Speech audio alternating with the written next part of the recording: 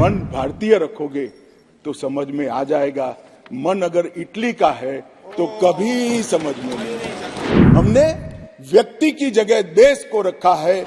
Mob lynching घृणित अपराध है और उसको हम नए कानून में फांसी की सजा का प्रावधान कर इंक्लूड कर रहे हैं। तो कहते थे कि हम नहीं समझते हैं।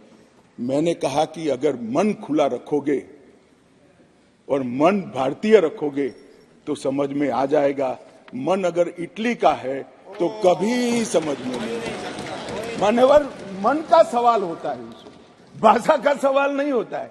मन अगर यहाँ का है तो तुरंत समझ में आ जाता है, मन अगर यहाँ का नहीं है तो कभी समझ में नहीं आएगा। मान्यवर, इसमें बहुत सारी चीजों पर हमने थ्रस्ट दिया है। आतंकवाद की व्याख्या अब तक किसी भी क्रिमिनल जस्टिस सिस्टम के कानून में नहीं थी। पहली बार मोदी सरकार आतंकवाद को अब व्याख्यायित करने जा रही है, जिससे इसका कोई लूपहोल्स उठाकर आगे फायदा न ले पाए। मान्यवर, इसके साथ साथ राजद्रोह को देशद्रोह में बदलने का काम किया। पहले राजद्रोह की व्याख्या थी, मैं आगे डिटेल में बताऊंगा। राज से मतलब शासन था, भारत नहीं था।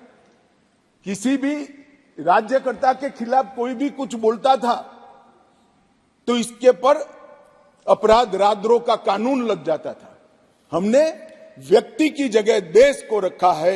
व्यक्ति की टीका ये लोकतंत्र का सबसे अच्छा लक्षण है और देश को नुकसान करने वाले को कभी बख्शना नहीं चाहिए। ये दृढ़ता भी इसमें है।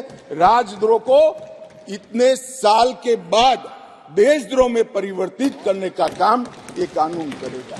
मान्यवर, कानून में आज इस सदन के सभी सभासदों को गारंटी देना चाहता हूं कि आने वाले 100 साल के टेक्निकल इनोवेशन जितने भी होंगे, इसकी कल्पना कर हमारी न्यायिक पद्धति को इससे सुसज्ज करने के लिए सारे प्रोविजन इसी कानून के अंदर कर दिए गए हैं और सारी टेक्नोलॉजी का उपयोग कर जल्दी न्याय बने, इसके लिए भी हम आगे बढ़ रहे हैं। मॉब लिंचिंग का प्रावधान भी किया है। एक बार मैं किसी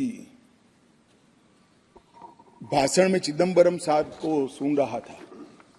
उन्होंने कहा कि गृह मंत्री की परीक्षा है कि नया कानून लेकर आएंगे तो मॉब लिंचिंग का क्या करेंगे। चिदंबरम साहब, ना आप हमारी पार्टी को समझे हो, ना हमारे सिद्धांतों को समझे हो। हमारी पार्टी की केवल एक और एक आइडियोलॉजी है, भारत का उत्कर्ष।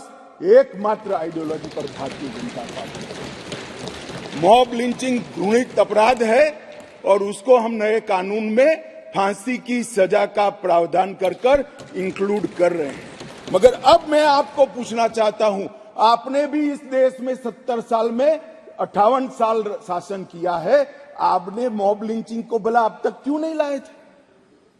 हम तो जब बदलाव किए तब लाए। मॉब लिंचिंग शब्द का उपयोग हमें गाली बोलने के लिए तो खूब किया, मगर जब सत्ता में आए तब भूल गए।